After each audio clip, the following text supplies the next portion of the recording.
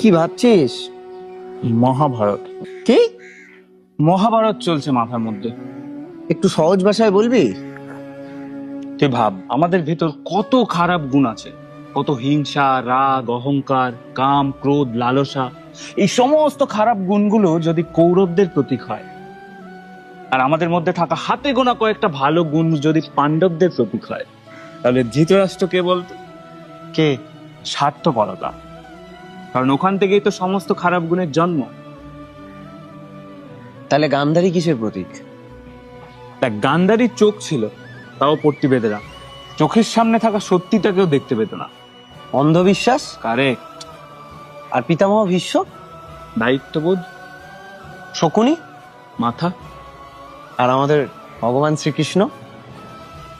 আমাদের মন, আমাদের অন্তরাত্মা। তাহলে কর্ণ কিসের প্রতীক? কর্ণ খুব ভালো করে জানতো কোনটা ঠিক কোনটা ভুল।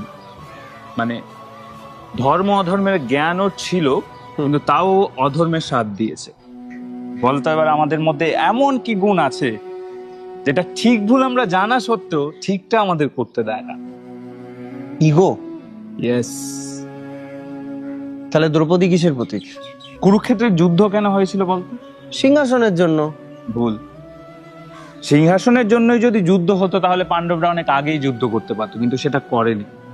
করেছে কখন? দ্রৌপদীর বস্ত্রহরণের পর। ইয়েস। তাই দ্রৌপদী এখানে আমাদের আত্মসম্মানের প্রতীক। আর আমাদের আত্মসম্মানে যখন আঘাত লাগে, তখন আমাদের হাতে গোনা যে ভালো কয়েকটা গুণ আছে, তারা আমাদের ভেতর ভেতর হাজারটা তামসিক গুণ, মানে খারাপ গুণগুলোর সাথে যে ক্রমাগত যুদ্ধ চালিয়ে যায়, সেটাই কি আসল কুরুক্ষেত্র নয়? কারেক্ট।